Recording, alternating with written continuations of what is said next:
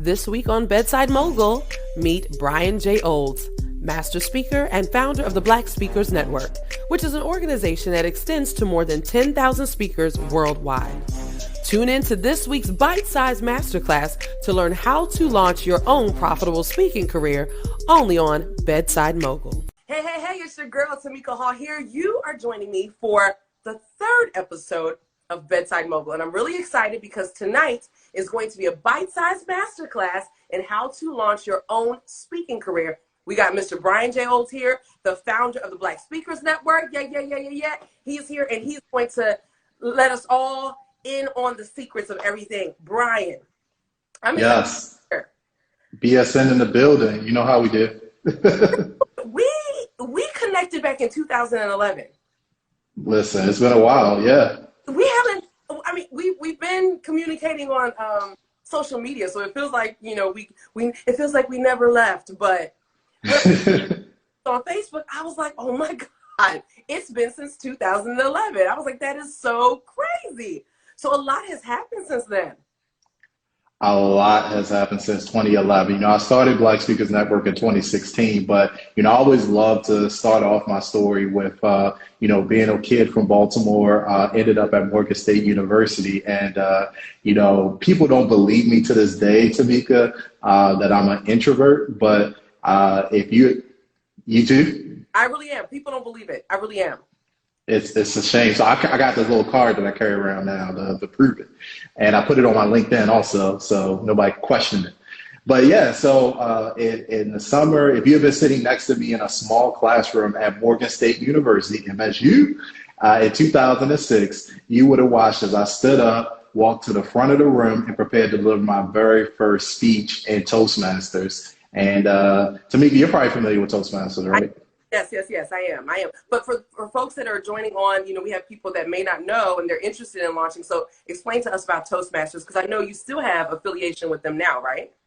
Absolutely. In Toastmasters, you're either elected or selected or kidnapped into a role. So I am the vice president of public relations currently. But back in 2006, I was just at my very first meeting. At Toastmasters, for the uninitiated, is a organization that you basically join to become a better speaker. It helps you with your public speaking skills, and it really is meant to help you get over the fear of speaking. So this was one of our first meetings on campus, and I was one of the very first speakers. And so, Tamika, if you had been sitting in the front row, you probably would have noticed a couple things. You probably would have noticed my sweaty palms as they were trembling, shaking the piece of paper that I was holding. You would have heard my shaking voice, and I was pacing so bad that at one point, somebody made the mistake of leaving the door open. I almost walked right out of the room during the middle of the presentation.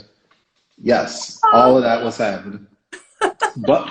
And that doesn't even compare to what was happening. That was just what was happening on the outside. On the inside, butterflies were flying around. You know this phrase they always say when you're nervous, you have kind of butterflies flying around in your stomach. Absolutely. Well, Tamika, mine weren't, the casual Discovery Channel type of majestic butterflies. Mine were the Hannibal Lecter style butterflies. They're crashing into each other, about to pop out.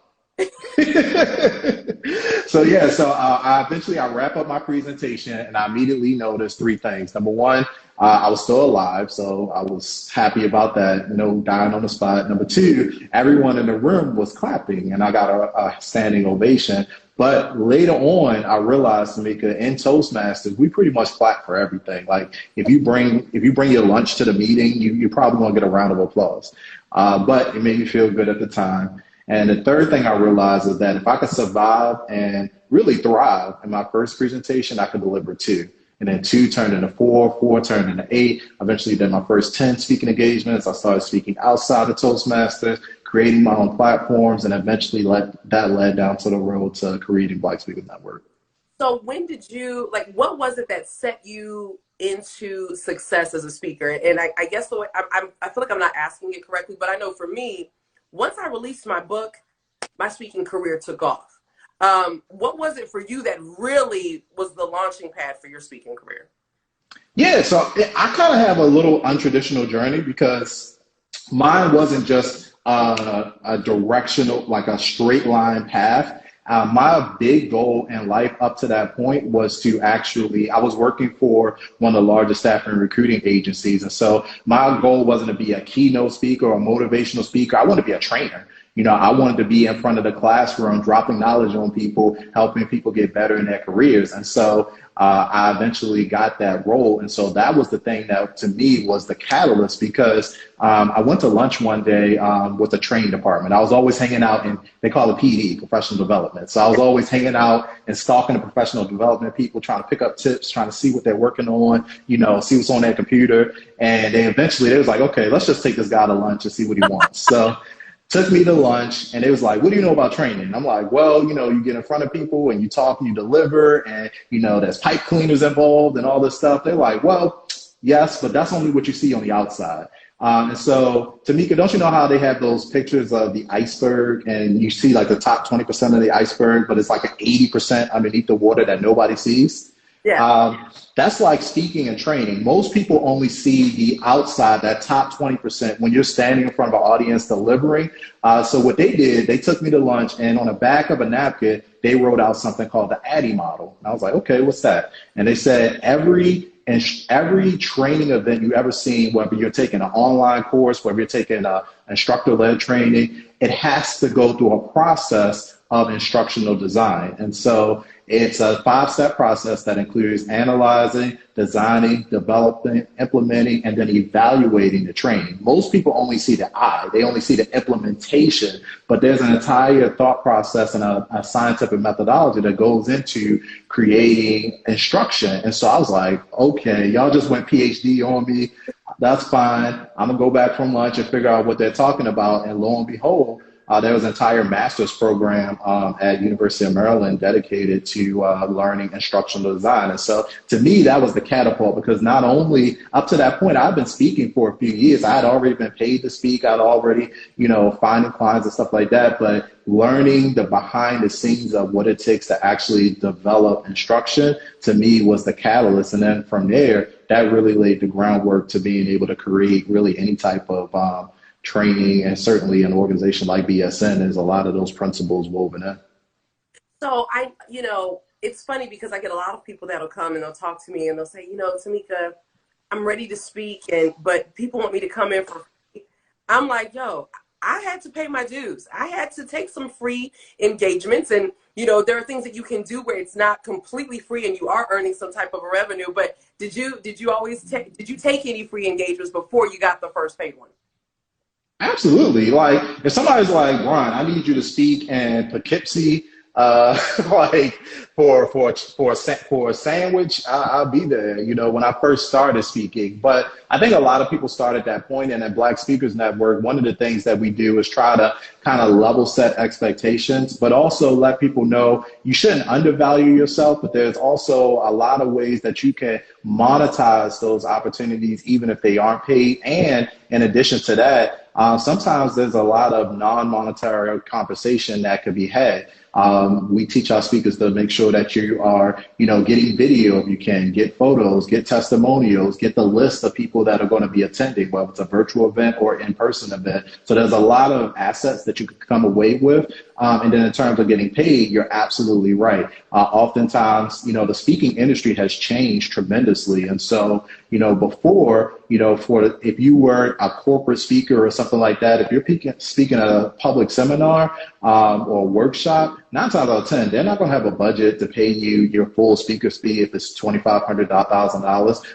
But I've seen speakers, myself included, go into a room and literally make more money closing by enrolling people into a program or selling books, or CDs or DVDs or whatever it is from the back of the room, and then being able to monetize that. So a lot of new speakers typically have that frustration, and I get it. But here's the deal. You need to get good, and you need to take advantage of the opportunities that are in front of you. And I think once speakers kind of embrace that, and you can start figuring out, being strategic about which speaking opportunities you accept, but then realizing that not all engagements are going to be paid up front, but you can figure out how to monetize every single time you're in front of an audience. And I think what I think would be good for people to take away from what you said, I mean, hopefully people are taking notes, is you do have to eventually develop yourself into being a package. There's more to just being a speaker than just getting up and delivering a program. You're right. There is instruction that goes into it. Those who really want to have some longevity with it. And within packaging, when you and I connected, I think we were both connected to a speakers bureau, but we did not, we weren't sitting on a platform like the Black Speakers Network. So you've mentioned it, but I really would love for you to talk to us about what compelled you to begin the Black Speakers Network. Yeah, absolutely. So BSN came about because, one, I was looking to and fro for organizations that were specifically helping speakers, and I found several. I just was disappointed with the lack of representation in those organizations, and particularly I saw that to be a barrier to entry, because the first thing we do, whether it's in a workplace or whether it's in college or university, you try to find people who have similar experience, similar background as you, and use that as inspiration to get to the next level. And so not seeing that, I wanted to create something. And so that's how Black Speakers Network was started. And then the other selfish reason to me is that I didn't want to do this alone. Like, if I'm getting off a plane or if I just spoke somewhere, like, who am I high-fiving? Like, my parents, my brothers, like, they have no idea what it means to be a public speaker. Nobody in your family can relate to it, right?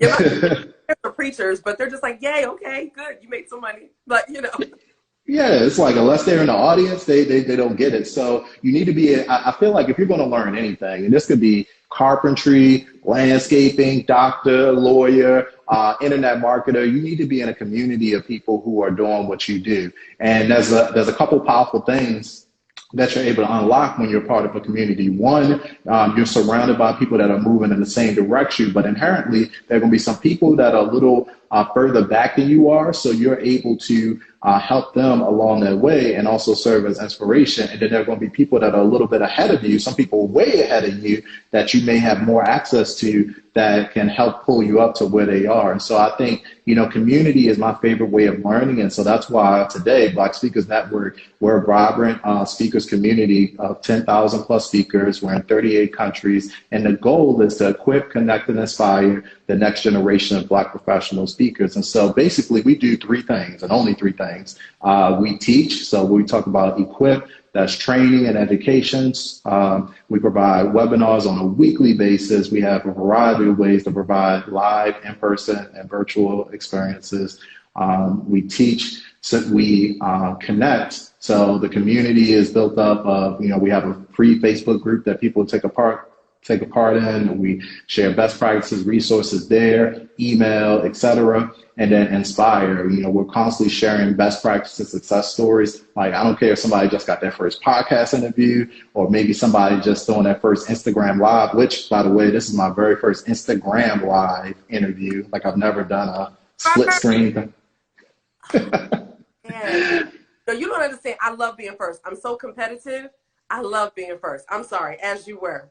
No, first time, I want to mention that. And then, so regardless of where you are, we want to be able to celebrate that success, because obviously there are speakers that have been speaking out here for like 50, 60, 70 years. And you can read their books, you can learn from them from afar. But how often do you be able to reach out and say, hey, somebody just made that first 4-figure engagement, their first 5-figure, somebody just launched their first book, somebody just, created their first information product, created a membership program, and you could literally find out how they did it. And so we're constantly sharing resources and best practices about how to do that.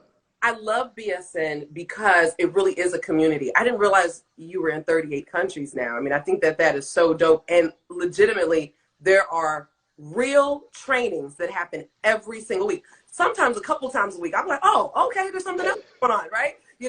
And so for people that are thinking about being connected, it really is worth it, because you pour a lot into people. And, like I mentioned, we've been part of speakers bureaus before and did not get that support. I mean, speaker bureaus, they want you to come ready. So you have to be ready, but to actually be prepared, you really do that. So before you get out of here, because I know you're actually preparing for a training tonight. So thank you for jumping on here with me.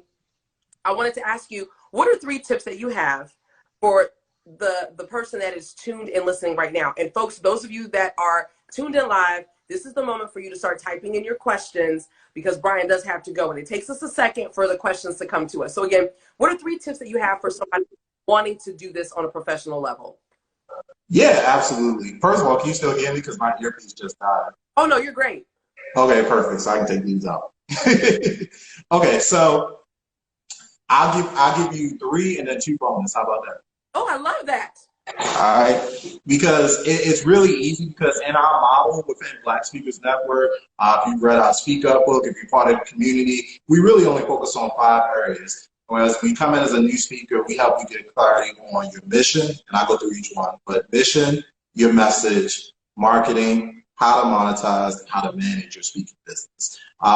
There's a difference between somebody that's building a professional speaking business and somebody that's just, speaking passively. If you just want to speak a couple times a year, don't really care if you get paid, not get paid, Right.